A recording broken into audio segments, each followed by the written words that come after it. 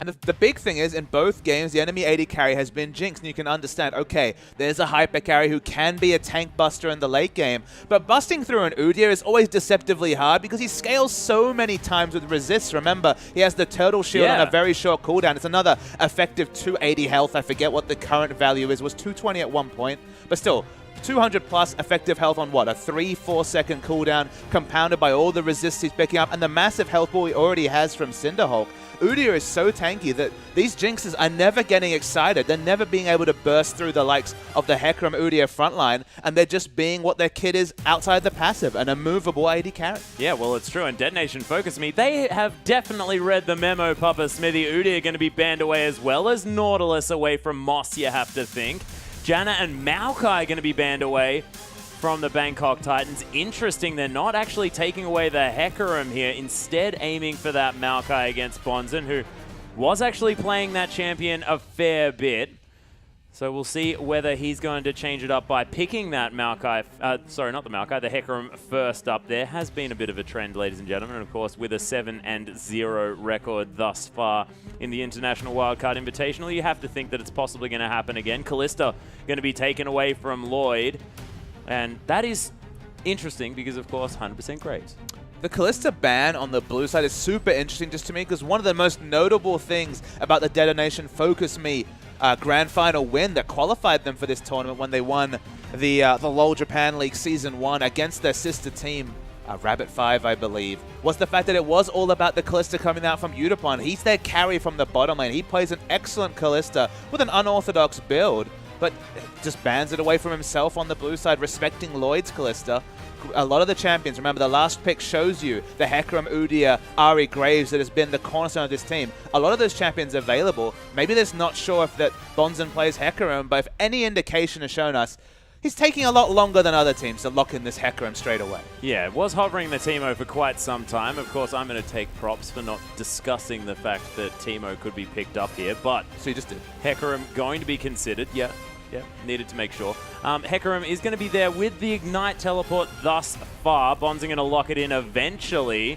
They are having a bit of a giggle, our Japanese players, as they manage to get the 100% win rate champion. As 007X, he's going to lock away Gragas. Could be going towards Moss there in the support role, though. Exactly. They have played Gragas only in the support role. Actually, the interview after their win, they kind of professed that their team hadn't really practiced Gragas, so they just elected to put him in the support role. I have a feeling 007X, if he had a couple of hours to bask in the wonders of their two victories, might have been just practicing those Gragas mechanics. He may have been watching the previous game as well, and Julio Stito definitely showed what that Gragas can do some stuff. I mean, has he taken away that if you get a lot of kills and get tanky, Gragas pretty straightforward? Yeah. So it's sort of like the same as any other champion in League of Legends. Absolutely. So I don't know how much you can pick up from watching an excellent Gragas player play, but he's locked it in, and as you say, they have the flexibility to go for that all-in bottom lane. Graves Gragas, a very decent burst option as a bottom 2v2 lane. Yeah, and interesting, again, the double jungle pick away here. 007X thinking about picking up the Nunu. It is going to be locked in. Interesting summoner spells, but they may actually change as Astarore thinking about his options now. Ceros played a fantastic Azir in their first game, despite the loss there against Hard Random.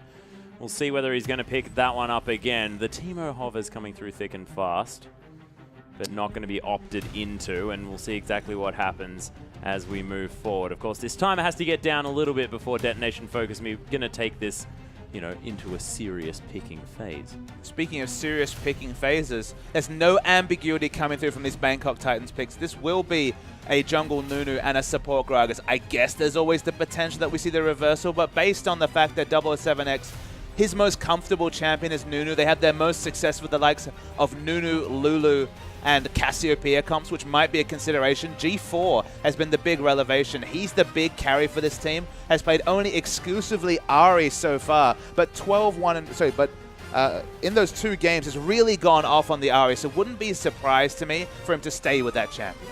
Yeah, we'll see what he does decide to go with. Lloyd thinking about a Lucian here, but on the other side, Astarore is going to lock away the Lulu, and Ceros is taking the Sivir here for Yutapongo.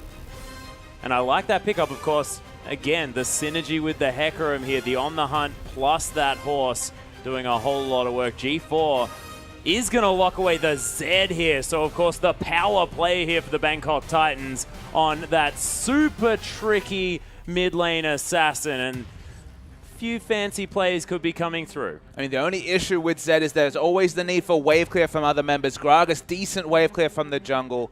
Lucian, again, decent wave clear. Might need to consider that they would probably really want a Lulu to go with this lineup because Lulu taken away in the second round of picks. Those first 3 picks have been super high priority coming through from Detonation. Hecarim, Lulu, and Sivir. They're considering their options with the rest of the picks, but it's already a very strong draft coming through from the Detonation FocusMe lineup. Yeah, and Ceros is actually going to pick away the Ahri here into the Zed. Of course, Spawn discussing that matchup yesterday, saying that it actually favors Zed a little bit now. I mean, he was talking about the fact that Zed's roaming is really a different kind of layer to his play. I definitely agree. It was a very eloquently put piece on the thing, but it's to some degree, we maybe overused the term skill matchup. I feel like Zed probably favored. I mentioned that, Papa Smithy. It's probably 60-40 to Zed in terms of the laning phase because you just, again, play develops. People get it better at holding on to that, especially ultimate cooldown, the death mark, to avoid the charm and negate a lot of the damage coming through. Creative at pathing around minions, as Spawn was putting forward. There's always the potential the Ahri can take it, but Zed is probably the favorite coming into the lane. Yeah, and of course G4 being a massive power play here for the Bangkok Titans as well is going to help that one out. Moss thinking about picking up a Shen here for Warlock in the top side of the map. And we'll see whether that one is going to be locked through. I mean, there are some interesting picks to come down on our Bangkok Titans lineup, and it is going to be the Shen. So Warlock actually plays a lot of Shen. Played it multiple times. They blind pick it, I believe. They did blind pick it in, I believe, the finals. But between the semi-final and finals of the Greener Premier League, played a lot of Shen. In the final against the Saigon Fantastic Five, showed that he was happy to pick Shen against this Hecarim, but I mean, it just feels like it's a free farm lane for Hecarim. It feels like a bit like if you saw a Morgana top against Hecarim. If you're going to go 1v1, you're not going to see much pressure coming out from a Shen. He's not normally looking for a very quiet laning phase, building his way towards the Barmy Cinder and thus the Sunfire Cape for a bit of AoE pushing. But kill pressure from Nunu Shen onto a Hecarim is basically absent completely. They don't have much kill pressure. Hecarim should get free farmed, and Hecarim 7-0 with a massive KDA is a scary proposition in the late game for the likes of Lloyd and in general, the Bangkok Titans. Yeah, and DetonatioN FocusMe, not only is the Hecarim a fantastic pickup here, they've got the Sejuani, the massive beast of 5.7. It's just a crazy lineup. Yeah, it is a crazy lineup. And Kazu, of course, playing that Lulu in the support role, one of these support players that still likes to take Lulu there to the bottom side of the map and able to team it up with the Sivir to really lay down the wave clear. They're going to have so much pushing power. I'm super excited actually to see 2v2. I really hope we do see the 2v2 lane, just because as you mentioned, Sivir Lulu, that's basically instant wave clear coming through. Yeah. But on the other side, Lucian Gragas, what an amazing all-in at level 2 we're talking about with that particular lane. The burst coming through is crazy. So burst versus wave clear. Level 2 is the big consideration. Whether they take early camps, maybe the Gromp to get an early level 2, maybe share experience on that, and then enter lane, ping level 2, and go for the all-in. You feel like over a long laning phase, if Sivir and Lulu aren't pressured early, if they can keep their potions, should be able to just wave clear and punish the enemy laners. But if Gragas and Lucian get going, they can really start to hard deny, freeze the lane with all their kill pressure. Yeah, and you have to think that DetonatioN FocusMe definitely looking for that 2v2. We are going to open with a slight pause, ladies and gentlemen, so we're going to hang around just for a little while. But, of course, DetonatioN FocusMe, they probably want the 2v2 and the 1v1 there as well. Give Hecarim some time just to chill out in that top lane against Shen. Doesn't want to get him shoved in here and denied farm because hasn't taken that smite. The double jungle, not quite as strong here for this Hecarim. And look, the Shen will do capably in a 1v2 if he does end up being lane swap. So if they get the lane swap, remember, the Bangkok Titans, they did lane swap with Gragas, I believe, in the last time they had him in the support role. You can say that Gragas, when he's freed from lane presence, when he doesn't have a downside, because remember, that all-in doesn't work at level 2. Yeah. They'll probably fall behind, and Gragas not going to have that much lane presence, can throw down the barrel roll, maybe just charge it up to try to push forward a lane, so has decent range pushing options, but in a laning phase is still a melee champion, so will struggle a bit. In a jungle follow situation, or just in a 1v2 situation where he doesn't have to be a cannibal in lane. From level 2 onwards, his jungle follow, if he's there with the jungle, the ganks onto mid lane will be super intense coming through, even with just the Nunu snowball, getting into position to the drunken rage, and the body slam coming through. It's burst damage, it's CC, it's again, if it's not accountable, a lot of lane presence means maybe the lane swap will be initiated for the red side team. Yeah, and I very much like the idea of a zoning barrel to be used in these 2v1 situations as well. Really keep that top laner out of the lane, out of experience range by just leaving that barrel there and saying walk over it if you want to come towards the group. And that's the fun thing. Wave. You're not looking to snipe them for damage like you would have been in Gragas games past. Not AP Gragas in this point. It's basically ensuring that their pathing has to be predictable. You throw it on the right side. Now you know they're always going to be tending towards the left. And then you can try and take them out with a skill shot or just with trade damage. There's a lot of interesting zoning implications. It's why I feel like eventually support Zilean will come through. Because although those bombs aren't as instant now, you can't just click on the enemy. It's not a right click. You can pick them up though. But there's still zoning tools, right? They still they sit on the ground. That you have to respect their position. Okay, Zilean's very squishy, so he just dies in the 2v2. But the meta will evolve, and I feel like eventually, I always was a big fan of zone. It's why I loved Ziggs back in Season 1 before I realized, so back in Season 2 when he was introduced, before I realized that he would just make games go forever. I always thought, that the minefield was a really interesting mechanic, and the likes of the Zilean bomb, and in this game, as you mentioned, the support Gragas barrel just to affect positioning really interests me. Yeah, and we've also always sort of witnessed the Anivias of the world as well, and that Glacial Storm, another thing that's very similar to that, able to zone out whole teams from underneath turrets. And obviously, if we want to see Anivia, there's a chance that Swiffer from the Chiefs will play that champion, one of his favorites, one of his control mages that he enjoys playing. Coming back to this game in general, let's talk about the Shen, because we don't see a lot of Shen in competitive play anymore. Balmy Cinder's one of the reasons that you can consider him, just because you get that Sunfire cape, you get the semblance of wave clear from much earlier in the game. You can start with a Ruby Crystal and then 600 gold, quick investment. Then you have the Balmy Cinder for a bit of wave control. Shen's big problem is a fiercely single target, needs Sunfire Cape or some semblance of damage to have any sort of wave control. A bit like a Trundle. Doesn't build Tiamat necessarily. I think Static Shiv is a great option as well. Well, I mean, of course, the forerunner to Static Shiv was, of course, the Ionic Spark, which was a Shen item because it fulfilled the role and it built out a health and was a bit more, I think it was health and a recurve bow. Sapphire Crystal. Yeah, I seem to remember. Ruby Crystal. Back in the beautiful days of Shen with I think it lasted for about 3 patches, and they reworked it into an 80 carry item. But still, any sort of wave clear has always been a priority for Shen. So Balmy Cinder being so cheap makes him a consideration. I just don't like this particular matchup. They've opted into it before against Saigon Fantastic 5, like I said.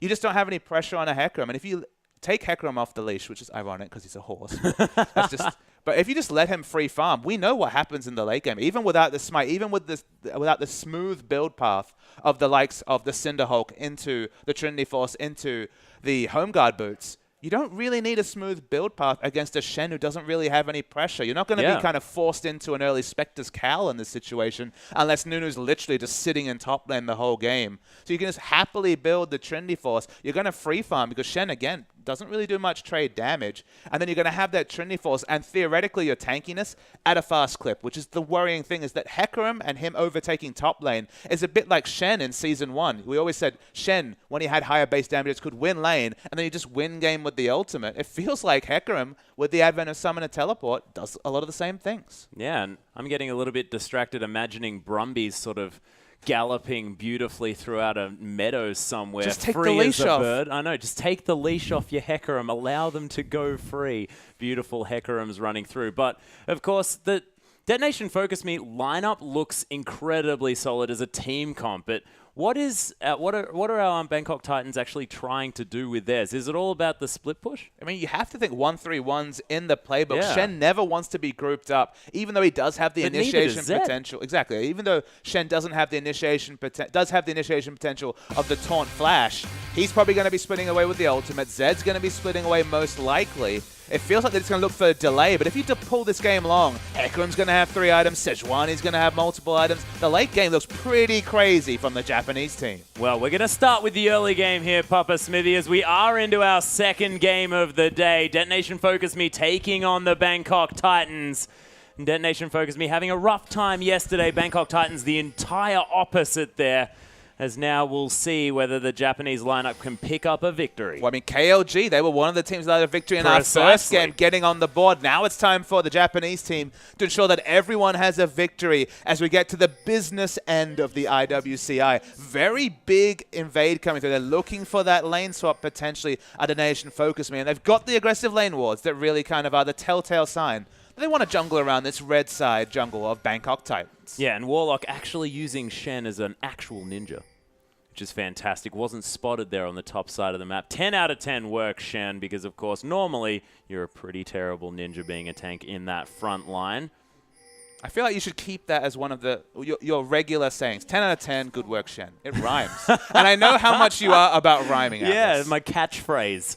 10 out of 10, good work, Shen. I don't know whether there's going to be enough Shen games for that one to really work out, but I'll see what I can do. Let's throw the gambit over to Warlock. Maybe this game he can make you a believer. Yeah, and hopefully make top laners across the world a believer look, as well. He really prioritized this champion. He's played it 3 times in competitive play in April, this month, as recently as this month. The one thing you can say is patch 5.7, I believe the first competitive tournament on patch 5.7. Shen does actually have buffs on this patch. Suddenly Stand United isn't that massive cooldown at level 1. Starts off at 180 seconds, so already a 20 per second reduction in time, but it actually scales down to 120 seconds at level 3. Exponentially, Papa Smithy. Exactly, 180 to 160 to 120. We discussed this off We air. did, and you were upset For 2 about minutes, you get some cooldown reduction probably somewhere in your build, at least a Spirit Visage maybe. We're talking about maybe sub 2 minute cooldown on that 850 damage shield coming through from Shen.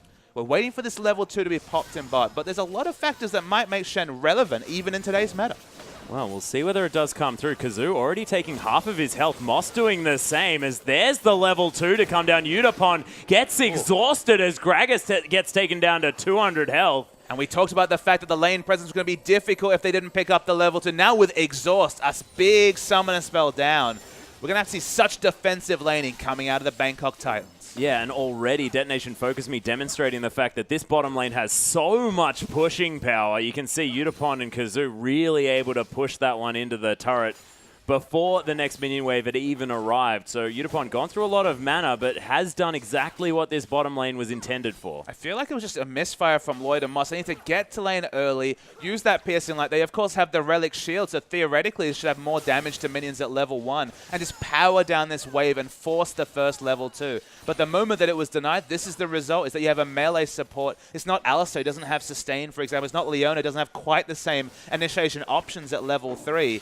going to have to play this lane very specifically to win it, and I feel it's going to be a really difficult one for Bangkok Titans. Yeah, looks like they're navigating it so far. Of course, the push continuing here, and they're able to sit underneath that turret. Moss throwing out some barrels, but Yutapon picks up some mana from it. Nice spell shield to come down as Moss taking more harass. Beautiful glitter lance there onto Lloyd as he's down to 400 health. The trade coming through. Boomerang not going to hit on the way back as Yutapon and Lloyd on similar health bars. Kazu getting some harass down as well. And this bottom lane is action constantly here. Yeah, we've had our eyes trained upon bottom lane for the first 4 minutes of the game. It's just a unique bottom lane. You don't see Lulu in the support role frequently. 007X not being the greatest secret agent, just because he can't do much against the Hecarim. Yeah, the fabulous horse in the top lane, making rainbows, but the Yeti not going to find too much as Warlock continues just to farm out his wave. Does have a couple of creeps in the advantage with that Doran shield available as well. And as an energy user, I mean, he's not exactly going to get pressured out of the lane anytime based on resource, but 007 continues to make his way across the map and forces a flash. Ceros getting very frightened. I feel like he could have been more judicious with the flash. Didn't feel like there was kill pressure. Double flashes, though, from the likes of Zed. Zed's passive, always very relevant, that percentage health damage. Yeah. Ignite being up. It might have been necessary. Looked awkward, but I think it was one of those line ball things where it was a possible that there was kill pressure, but look, safety first. Yeah, I guess blow the summoner spell instead of giving away first blood is probably a good way to do it. But in an even lane matchup like Ahri and Zed that we discussed before, I think maybe that's smart. Yeah, well, of course, G4 is known to do some pretty crazy things there in that mid lane. Probably had a Living Shadow available as well. We'll see whether it is going to come through when he gets back to lane. Of course, obviously going to be going back now, considering the fact that Chunk down to about 250 health, you don't want to stay in a lane with a Zed. Most definitely. We're learning a lot about Bangkok Titans because how much can you really take from the fact that they played the same 4 champions in both their wins yesterday? Yeah. They're all on unique picks now. No more of that Udyr, saddest of days, but definitely some different picks. Struggling in the bottom lane in the 2v2. Didn't get the lane swap they might have been opting into with their early their early vision wars that we saw. The big engages from both teams at level 1 to try and get those lane swaps. No lane swaps coming through. And now struggling after the ping came for level 2 from the Lulu Sivir lane. Yeah, the Lulu Sivir lane actually coming through there as well and making sure that they were chunking out Moss before they could get that devastating level 2 burst combo down that you were mentioning before. Absolutely. So less options means that Moss probably going to have to be very passive in this lane. Maybe he'll find a situation where he can leave lane, maybe matching the roam coming through from the Lulu at some point for vision and get some cross-map ganks. But we will definitely not see either the big jungle ganks coming through with the likes of the Nunu. And we seen Nunu visit multiple lanes, but the snowball can only be so useful. Yeah, well, it's true. And he has been in picked up a flash already as well just by walking at an Ahri. And you have to say that is a gift that he wasn't even expecting coming through. And he's certainly shown a whole lot of presence around the map in multiple lanes. So that is fantastic for, what, 4 minutes into the game? Exactly. That's better than expected from the Nunu, which should shape well as we scale into this game. Still waiting for the big question marks, like the first big Stand United use. Yeah. The first rotations coming through from either team. Just standard laning to bring things out. Again, Bangkok Titans on the back foot and bottom lane, in the ascendancy in mid lane now with Zed as a melee champion, being able to be even more aggressive, can happily stand forward, auto-attack the minions and wave clear aggressively, knowing that Ahri just has to hang back because no flash.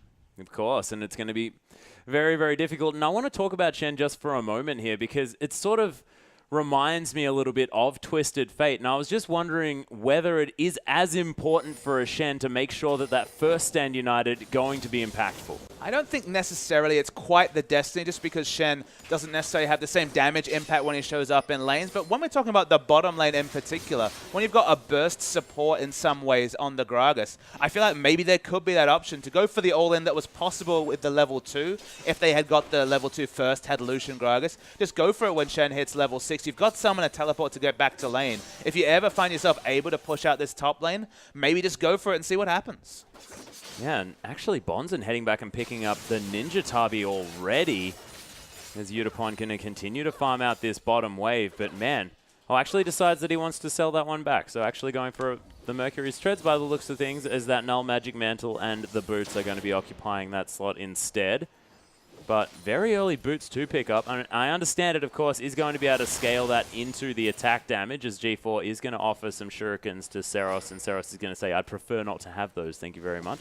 I actually don't mind the Mercs in this particular game. It's not as much sheer CC. It's definitely not the Sejuani on the enemy team. Of course, Sejuani with Detonation FocusMe. But there's so much consistent slows, in particular from the likes of Nunu, and even Moss, who has so much CC on the kit of this reworked Gragas a few months ago, that Mercs is probably the smarter choice. Yeah, Warlock actually now with a level advantage here as BonziN heading back towards this lane. There's the ult, though, to come through, and as soon as G4 hits level 6, he picks up the kill. And that's the big thing, Atlas, is that, of course, Ahri had to back and shop, so was always going to have less experience. Knew there was no flash available. For some reason, Ceros wandered into ultimate range, didn't even have to use the flash to get that ultimate, and easily picks up the kill on the level 5 Ahri. Yeah, and Yutaproid is going to use that spell shield to get rid of that piercing light here on the bottom side, but beautiful play netting first blood over to the Zed, and that is terrifying. I mean, for the DetonatioN FocusMe lineup, because getting G4 fed and when he's on a Zed is a horrible thing. Yeah, the fed Zed is always a big issue, and in this particular situation, remember, Ceros has been the cornerstone of the reliability. He's been the reliable one as members of the team have struggled in the first 2 losses. Now he's the one who's behind, and you have to worry. Maybe that'll unsettle DetonatioN FocusMe. As in their first game, the one thing they could rely on is that their mid laner will put in a fairly heroic performance. Yeah, they most certainly were, and see whether it is going to continue. Of course, we do have a lot of game left remaining, Papa Smithy, and this is only 1 kill to go down, but all of the ultimates have now been hit, apart from a few. Astarore still yet to find his, and Kazu not having theirs either is going to be a difficulty, but bottom lane about to hit that stage, and we'll see whether that changes the focus of this game. I mean, the Barmy Cinder already finished for Shen, so at least we'll have some pushing options. The better that he can push lane, one of the reasons why it's relevant for Shen to push lane is we see the burst trades coming out on top. I say burst, but Shen, not really known for the much wet burst noodle damage. trades. Maybe when Trinity Force is completed, we might see some burst trades. But the reason why I talk about it for Shen is that he doesn't have pushing options, so the enemy champion deciding whether they want to freeze the wave or push the wave gives them all the lane control. They can always push the wave up and then roam with their jungler, for example. Yep. But even more simply, Shen getting to push a wave in, the enemy top laner has to react to the minion wave, they have to push it back. That's more time for the ultimate to be used, the Stand United, to impact other lanes before the minion wave can be pushed in and he has to answer any pressure of his own. Oh, Kazu, though, in a whole lot of trouble here on the bottom side. He's ignited. The heal going to come through as Lloyd was in trouble. Yutapon, no mana left, is going to Spell Shield and Ice Blast, but one kill going to go down again here on the bottom side of the map for the Bangkok Titans, and they may transition into a dragon. You can understand why with Lloyd being so low, why DetonatioN FocusMe were a bit overextended. They thought they had kill pressure onto Lloyd. They did. He almost, I believe he lived on single value health, 9, 10 health after the Night Tick came out. But it was enough, and they get punished once again to DetonatioN FocusMe. Yeah, and G4 offering his damage as well. Has picked up another couple of longswords going towards that Brutalizer there in the mid lane as BonziN trying to farm up here against Warlock. But this Shen with lane control for days so far. Yutapon now in an awkward situation as Spell Shield not going to be found. Nice exhaust from Moss as the flash into the snowball comes through from 007. He's going to get him a flash, though. It is good flash trade, though. Your jungler for the enemy AD carry was, again, a little bit off with the Spell Shield, was punished, had to use the flash. Suddenly, overextending in lane. Remember, Sivir and Lulu have been overextended the whole laning phase. Speaking of overextended. Yeah, that's very overextended. Lulu, Deathmark going to come through here as G4. He's going to get Stand United as well as the multiple ninjas going to be partying here in the mid lane.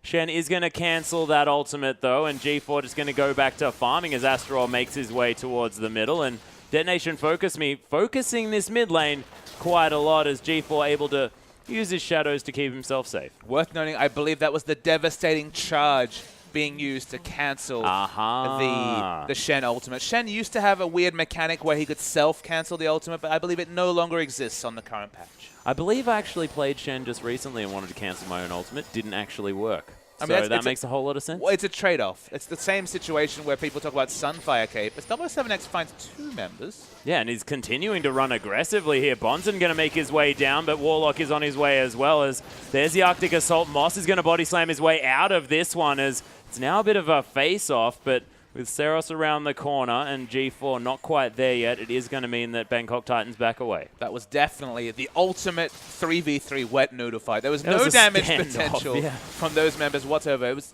definitely an interesting standoff coming through. G4, the really nice item timings coming through. Bilge water into Brutalizer. Kill pressure onto this Ahri.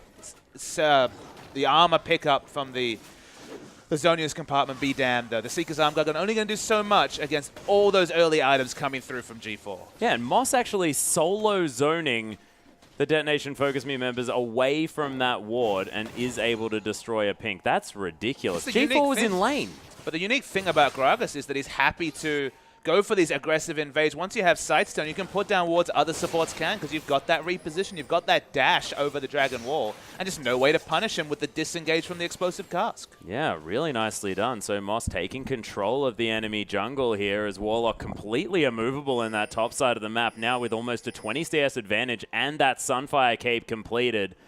His Shen may become a problem moving forward. 007X just hanging out in this tri-brush on the top side. Moss just leaving his AD carry. These supports have been roaming around this map from about the 7-minute mark. But the only reason that this is happening in bot, and you look at the CS advantage, actually building for Lucian, now 20 CS up. Remember, he was the one who had no options in the early game after the quick level 2. This has all happened because Yudapon's got no flash. He's not able to go up this lane. It's been frozen for so long. Now he finally pops the ultimate, but he's going to go back to being denied very soon. Yeah, Lloyd actually overextending now just a little bit, but Kazu going to find him. Moss behind, though.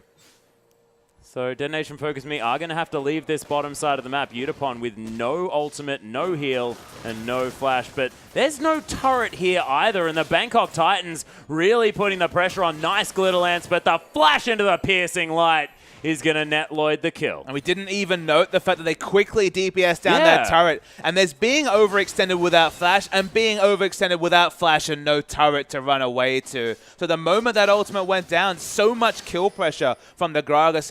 open up time for him to roam. We mentioned the fact that level 2 roaming would be impressive. Once you have the explosive cask, even more roam options for the Gragas. And it feels like that's the kind of the problem here, is that Bangkok Titans have so many flexible options, and unfortunately, DetonatioN FocusMe are just running around the map trying to find farm where they can and losing advantages in multiple lanes. Yeah, and it seems to me like they can't really catch a break as every single lane going well here for the Bangkok Titans. Warlock now going to freeze out this top wave as well. Has to be very careful not to go anywhere near the minions if that's what he's going to do, but probably just trying to get the push working out for himself as Ceros going to be clearing out underneath this turret.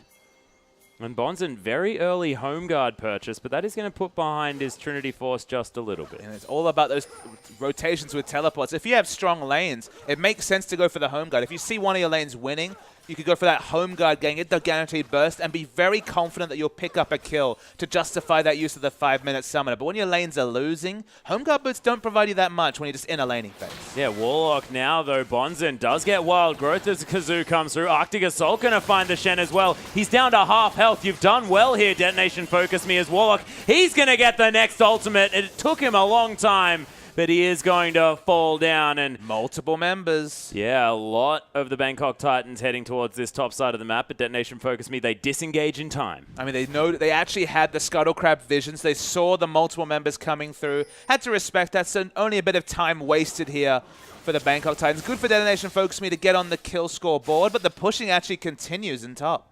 Yeah, the top lane, they are going to push towards this turret as, of course, Lloyd has rotated around. Nice use of the culling there just to chunk out BonziN. He's going to have to go back. And we'll see whether he uses that teleport, because that may mean that the next dragon going definitely over to the Bangkok Titans, because that's up in 15 seconds. Yutapongo very, very low as G4 is looking for him. Doesn't have the death mark. Used that before. Another flash as Yutapongo is going to use the heal and the spell shield, and he's going to be safe. It probably could have only used the spell shield and been just fine. There's the home guard. Yeah, home guard coming through into Lloyd. Explosive cast going to get that horse out of there now, though, as Stand United's going to come through. Moss turning it around immediately. Flashes forward. There's the taunt. It's going to net them the kill onto Astarore. They're looking for more as the piercing light, just the tip, is going to snag BonziN, but Bangkok Titans, they get one, and they might be able to now get the turret. Such a blast from the past to see the aggressive use of the Shen ultimate. The Stand United nets them another turret. He's actually in the lane he wants to be in anyway. 2 outer turrets down, and the Ahri trying to answer Zed in mid. But don't know if the item timings are quite there. Zed doesn't have the ultimate, though, so Ceros should have lane control, at least for the next 30, 40 seconds. Yeah, he's able to heal himself back up with that passive as well. Definitely useful there, but G4, he's got a red buff. And a whole lot of friends, yeah. They want this third outer turret, as the charm, as you mentioned, is very nice on the mark, but they're just buying time for 007X to solo the dragon. Yeah, sneak mission there by Secret Agent Nunu. Going to be able to take down that dragon. They had so much vision, though. You can see anyone who was going to walk into that red side jungle of DetonatioN FocusMe was going to be spotted. I mean, this is excellent vision on both sides of the map. Around the blue and enemy red side, they have not exclusive vision, but good vision, deep vision, enough to see the pathing very predictably. So aggressive. And again, this was the same result that came through in the Ints versus DetonatioN FocusMe game to close the night yesterday, is that these teams can really get on top of DetonatioN FocusMe in terms of the vision battles, and that's just been the ever-present story, is that DetonatioN FocusMe have been denied resources to farm up to the points where their team comps, obviously very relevant in the late game, but if they're behind 10,000 plus gold in the late game, even picking a comp that works in your advantage just isn't enough of a factor. Yeah, Moss hanging out now in the mid lane as Lloyd just wants to take down all of these outer turrets. They're playing some pretty textbook League of Legends, are Bangkok Titans, just taking down 1-3-1 time. Yep, every resource, one after the other, and you're exactly right. The ninjas relegated to the side lanes as the rest going to be heading down the mid. And with Moss and 007, Lloyd must be feeling pretty safe. So the Zhonya's is completed on Ahri. Now if you want to get any kill pressure, you have to basically get her to face check a bush, get a lot of trade damage, get the early Zhonyas, and then use the ultimate to cap things off. And of course, you've already denied the natural item timings that Ahri wants to go for. Really craves the early magic, early 20% CDR and mana regen from the likes of Athene's Unholy Grail and the Melanomicon, but relegated just to burst damage. Even though Ahri's burst is the one thing that was kind of removed when they went for the latest changes in her kit. Yeah, Ceros going to throw out a charm there a little bit optimistically as G4 continuing to push down this wave. Is able to clear out a whole bunch of the minions, but Ari able to stave off that aggression there. BonziN might be in trouble, but Astarore's here as well as 007. There's the Onslaught of Shadows, gets the double fear, but 007 super tanky. There's a nice ultimate to come through as Kazu trying to get in there, but on the hunt's being popped. Yutapongo is in here. There's the Stand United actually coming through on top of 007. He's alive somehow. Heal to come down as Lloyd picks up Astarore. The double kill actually as the Sivir going to fall down as well. Warlock picks up his first one, and man, a 3-for-1, and Bangkok Titans make it look easy. And 007 exited for so long through the level 2 550 damage shield. That's the big consideration. Don't see a lot of Shen. Don't even see a lot of Shens that do well, but this Shen is super strong.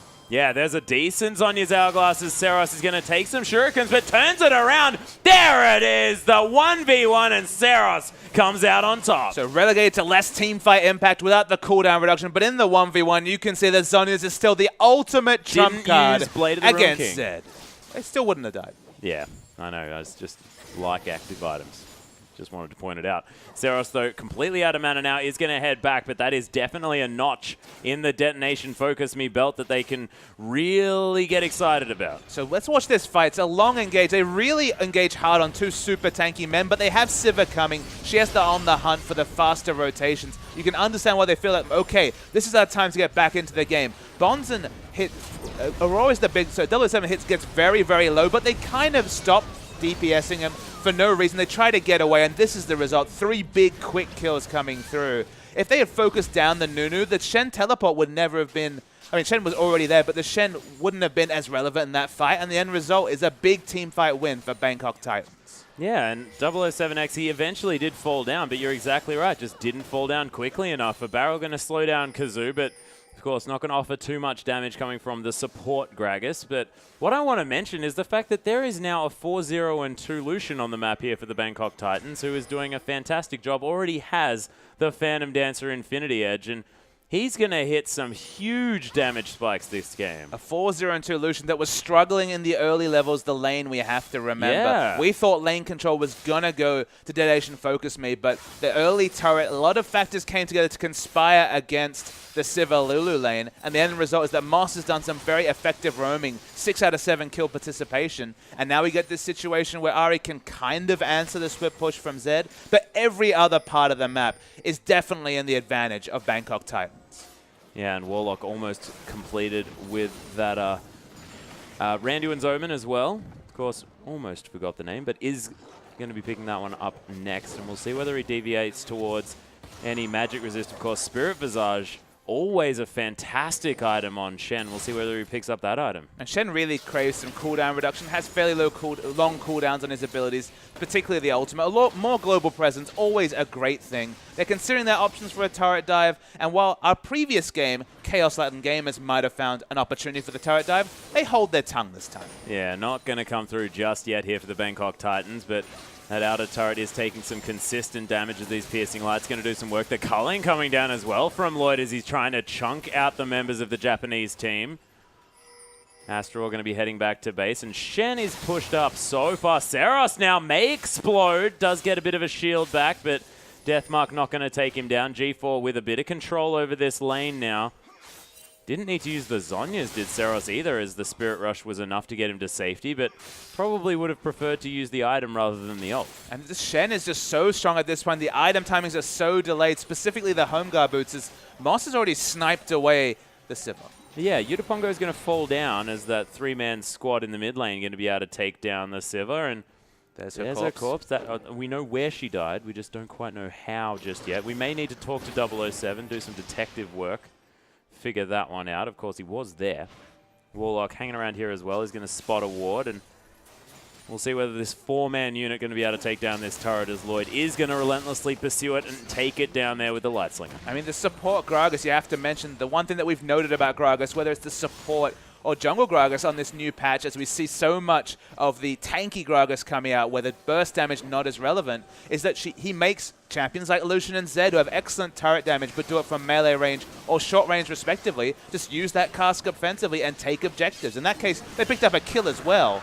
But Gragas' objective pay always been one of his strong suits, still present in the tank meta. Yeah, really beautiful stuff. And one thing I'd like to mention, Papa Smithy, I'm listening. is our Bangkok Titans now have an 8,000 gold lead at 23 minutes. They also have 3 dragons, and they're also going to look for a fight. Yeah, they're looking for something. Charm not going to land. That looked like it threaded a needle there as 007 gets his ultimate cancelled very early. He's gone down extremely low, but Hecarim, he's going to be the one that dies. Sejuani follows as Yutaproid. He was there for a second. 007's tanking everything as Ceros, the last man standing in this fight, and Kazu is like, team, what did you do? 8,000 gold was the lead, and the team fight was massively won. Lloyd at the start of the fight, remember, you already had excellent item timings in Infinity Edge, Phantom Dancer, and the extra longsword. Got a full channel of the culling, and no one has any armor on the side of Detonation FocusMe yet. He completely wrecked multiple frontliners, and the rest of the team did their jobs. Yeah, BonziN almost able to finish off that Trinity Force as well. Has every component, just needs that 87 gold, but the Baron is going to fall down now for the Bangkok Titans. Just watch the Lloyd at the back of this fight. Once they engage the fight, so the culling chunks out both frontline members, almost instant kills the Hecarim, and then from there, Lloyd can just freely DPS. Ari gets the Spirit Rush. She wants to get the kill on the very low health 007X, but it's hardly the biggest thing, and the Nunu's always so tanky that he lives anyway, and it's a beautiful team fight win there for the Bangkok Titans. Yeah, and Lloyd just had a field day. He was just running around, hitting whoever he wanted. No pressure at all. And you can see how little pressure he perceives. He's actually gone for the Sword of the Occult. Oh, dearie, dearie me. BF Sword as well was picked up at the same time. That is huge. He must have been sitting on a huge chunk of change and still managed to do brilliantly in that team fight. Spectre's Cowl now for Warlock as well as the completed Randuin's Omen. And this Shen, pretty massive. Not to mention, you know, Nunu sitting on that Aegis of the Legion and the Cinder Hulk. Gigantic amount of kill participation there as well, as this Nunu has been everywhere he needs to be. G4 looking for another split push. Misses the shurikens, and there's the teleport as well, as Ceros actually taking a lot of damage back, but BonziN's here. Astarore as well. Kazu's down. G4 looking to try and get something going on here. Ceros has to deal with him in melee range. He's somehow out of there all over this map. He lived. In the meantime, it's Shen that takes down the Hecarim. Ceros is going to get barreled back underneath the turret. There's the ultimate to come through. Immediately cancelled though. As 007 tanking this turret without a care in the world. Yutaproid now trying to kill someone. Please, Detonation FocusMe, kill someone. But the taunt comes through as G4 somehow from beyond the grave or somewhere gets in there, kills the turret, and meanwhile Lloyd was taking the base. That was one of the most insane 4v5 victories I've ever seen. Where did that extra shadow come from, Papa Smithy? I cannot answer that question. It must have been from the ultimate, I'd have to say, which grants you another shadow. But if anyone is a secret agent, apologies to 007, but it's G4. How he lived during that fight will be an eternal mystery. We have the replay to show you. But the smooth moves, remember, this is a 5v4. Look at how many auto attacks he gets off as well. We're not all grouped just yet. G4 falls low, has a shadow coming through from his ultimate, so we can track that already. Flashes to do damage to Ceros, then goes back to his first shadow and lives amazingly. So he's out of the fight at this point. Lucian hasn't rotated at any point. Now it's 5v4 action as multiple members fall super low. 007 decides he's the true ninja because, of course, Shen all about tanking and ninjas. Not really about that. Goes for the extended turret dive. Moss doesn't die because his happy hour comes back. They're eventually going to get all these kills, and Zed comes back. That's the crazy thing, is that he auto-attacked minions high enough health to get back into the fight and got the last kill. Yeah, and speaking of a fight, another one's erupting here as Ceros is going to get exhausted. There's the culling, and the Ari just gets torn to shreds by this Lucian. Gets cold. I probably should have gone for that, shouldn't I, Papa Smithy? But man, this Bangkok Titans lineup is definitely tearing through these guys. As a death mark's going to come through. Yutaproid, nice spell shield, but probably dead. Yep. Even had time to do a bit of laughing because a lot of damage coming through. Yes, and the horse just going to throw out a sweet digital rainbow into the death chamber. And look, we definitely want Warlock to be tanking up this inhibitor turret, but another ace comes through, another clean ace, no less. That's a 20,000 gold lead. 20,000 gold lead. They've got silly items. Everything's working. 13 stacks is the unlucky number here for Detonation FocusMe on this Sword of the Occult coming through for Lloyd. And this is 3-0, and the new trendsetters are the Bangkok Titans. Yeah, Bangkok Titans really looking good moving forward here. The Southeast Asian team coming through undefeated, even in the beginning of the day two, which was looking like the underdog day. KLG managing to pick up a win, but It is going to be the Bangkok Titans continuing their spree here in the International Wildcard Invitational, and we'll see whether that one goes even further. And this is the sort of fairy tale for the Bangkok Titans that dreams are made of, Alice. They shouldn't have even been at this event. Were granted a spot just because of the unfortunate issues with the Saigon Fantastic Five's visas, and they're taking that opportunity and running with it, the same as all the C region teams had when the LMS split away. Suddenly new teams could rise, but now on the international stage, taking the next logical leap, they're here to play at the IWCI. Yeah, they most certainly are, and I just want to go back to G4. I know we just experienced his incredible team fight just there, but man, that Zed play was fantastic. Going back to his previous Living Shadow from the W and then back to, I think it was Deathmark and then Living Shadow that he'd prepared earlier. It was elegant. It was so elegant, Papa Smithy. It was one of the most beautiful things that I've seen to come through from a mid laner. And then he came back for the kill. He did. And they picked it up, and it was a clean ace with a tower dive 4v5. Involved. Oh, man, there are so many We're not even mentioning that the AD carry wasn't there the whole time. And he took down the base at the same time as well. That's a pretty big misplay from Lloyd. He had the Sword of the Occult and couldn't find involvement in this fight. Probably what thought, you doing? Why aren't I getting stacks from these turrets? I'm getting the objectives. I'm doing my job, guys, but unable to get the stacks from a turret, Lloyd. Yeah, but we do, ladies and gentlemen, have the replay. And I want to see it again so bad. So let's take stock. Let's just concentrate on where the shadows are. Because this all goes crazy and your eyes will be trained up on shadows. Lucian, one of the reasons not at this fight is he's about as far away from the fight as could possibly be, picking up the red buff. Guys, I need to get the red buff. He definitely really wanted to pick up the red buff. But there's, at this point, just Zed. You can see 3 members of the the DetonatioN FocusMe very close. Shen's going to come for a walk. Crucially, doesn't have Flash here, does the Zed. Does not have Stand United at this point of the fight. So we'll roll the tape. Has Baron buff minions here, so definitely does have an advantage in the split push, even incorporating the Zhonya's. The teleport comes in quickly. Suddenly we're talking about 4 members coming through from DetonatioN FocusMe, and that's where the shadow play starts. Tries to open up as much of a gap as possible. Flashes onto Ceros. There's the old shadow. Goes to that, so we've paused here. Again, Lucian, he's just going to go and push the mid. He's not interested in this fight. Sivir hasn't rotated yet. In fact, hasn't even used On the Hunt, so maybe didn't anticipate they would have so much of a hard time killing the Zed. So we'll roll the tape again. This is the fight where he gets out of the fight, falls so low. Now it's just the tanky members, but the Baron buff minions, they're the big winner here. Still doing a lot of damage, pushing in the wave. They go in for the turret dive. Zed's just auto-attacking minions where he can. He's completely off-screen. They keep getting further kills. Lucian's still not involved. Zed's far away. But they have such high health values. They've got the item timings already to pick up kills. Sivir sees multiple different options. She's probably going to die, but she thinks, okay, I can take a couple of people with me.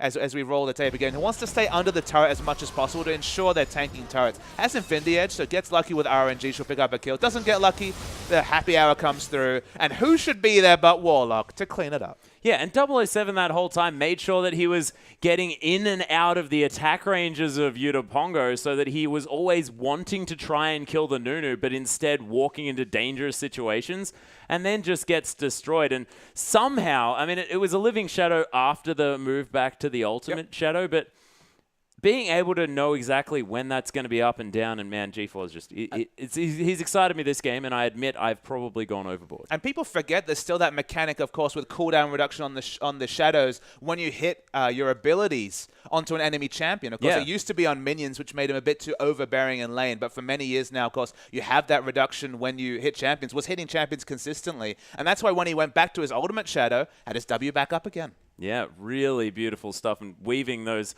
auto attacks through a whole lot is what makes a good team fighting Zed. But we do have another replay, ladies and gentlemen. Let's check this one out. So maybe less Zed shadow play this time, but this is where Lucian... probably stop talking about it This is all about Lucian. So this time, we had G4's replay, already had 2 impressive games on Ahri, now an impressive Zed game, but Lloyd has massive item times. Just compare him to his opponent. Already has a completed Phantom Dancer, the more expensive friend of the static Shiv that you can see Sivir working towards. And as the fight starts, just wait to see how much culling damage comes out of Lloyd. So we roll the tape here. And they start the fight coming through. They already had an 8k gold lead, but you can see Lloyd is DPSing down to BonziN and Astarore, the Sejuani and the very tanky front line of Hecarim. So both of them are already down. Lloyd basically hops around this fight, auto-attacking whoever he can, takes down Ceros as well, who overextended for a kill on Nunu. But everyone kind of had their time. Both carries, both the Zed and the Lucian had their time to shine, and both of them really notable factors for what is now a 3-0 Bangkok Titans, and by far our early frontrunners, the only undefeated team so far. Yeah, and really doing it in emphatic fashion as well, because they're looking a little bit unstoppable and winning that game with a 20,000 gold lead. Of course, DetonatioN FocusMe not necessarily coming into the IWCI as favorites. They were my 4th favorite. I'm just going to repeat. I still believe in the power of the DetonatioN FocusMe lineup. But, man, the Bangkok Titans just rolling over them, and they're looking like strong favorites coming through now after the first couple of games of day 2. And look, they've already dispatched Besiktas, one of the top 3 favorites in this particular league. They still have to play against the Chiefs and Ints, who are definitely some of the other really strong teams. So they still do have considerable opposition to beat, but 3-0, they're setting themselves up for a run at that top 4. Remember, it's top 4 that go off into the playoffs, and 3-0, it's already a good start. Yeah, and we'll see whether they can make it to those semifinals as easily as they're making it through these first few days. And we'll see whether DetonatioN FocusMe can pick up some wins on the board as well, because they really need to start picking them up now, because it's getting to the point where it's going to be dangerous times as far as even having a shot of getting in. It's worth noting, of course, this is the first official split of the Japanese league. They're still getting a lot of experience at this tournament. It might not be their tournament to make it to the knockout stages, although they still do have a mathematical opportunity to try and assault those standings. Have seen some international play before, as I believe in past years they qualified for the NLB, the secondary side of OGN, but I think we have an interview. Unbeaten, and you have seen the performance of all the teams. Who do you think is your biggest rival? So far, I think that we can beat any team in this tournament, but we'll play the Brazilian team later today, and if we're able to beat them, I think we'll take the tournament, no problem. Okay. So they took Hecarim, and you took Shen as a counter pick. Where did this strategy came from?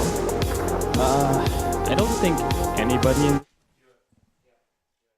And interview no longer happening, Papa Smithy. I apologize, but of course, yeah, audio not quite working out, but... For me too, got to get the headset good. Yeah, but they were discussing the Shen Hecarim, and this Shen pocket pick, we'll see whether it comes through further down the track. It definitely wasn't a hidden strategy. They played it at both stages of the semifinals and finals of the Greener Premier League, but it was very effective in this game. Even against the Hecarim, it felt like the Hecarim finally, of course, the pony goes down 7-1. Rest in peace, 100% win rate. Only Ari up there with 4-0, but still very effective.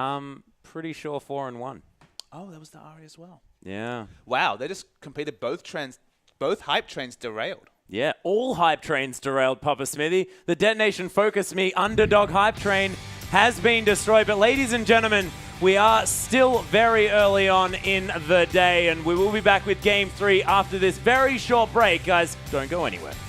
And the big thing is, in both games, the enemy AD carry has been jinxed, and you can understand, okay, there's a hyper carry who can be a tank buster in the late game, but busting through an Udyr is always deceptively hard because he scales so many times with resists. Remember, he has the turtle shield on a very short cooldown. It's another effective 280 health. I forget what the current value is. It was 220 at one point, but still, 200 plus effective health on what? A 3-4 second cooldown, compounded by all the resists he's picking up, and the massive health ball he already has from Cinderhulk. Udyr is so tanky that these Jinxes are never getting excited. They're never being able to burst through the likes of the Hecarim Udyr frontline, and they're just being what their kit is outside the passive, an immovable AD carry. Yeah, well, it's true. And DetonatioN FocusMe, they have definitely read the memo, Papa Smithy. Udyr going to be banned away, as well as Nautilus away from Moss, you have to think. Janna and Maokai going to be banned away from the Bangkok Titans. Interesting, they're not actually taking away the Hecarim here, instead aiming for that Maokai against BonziN, who was actually playing that champion a fair bit.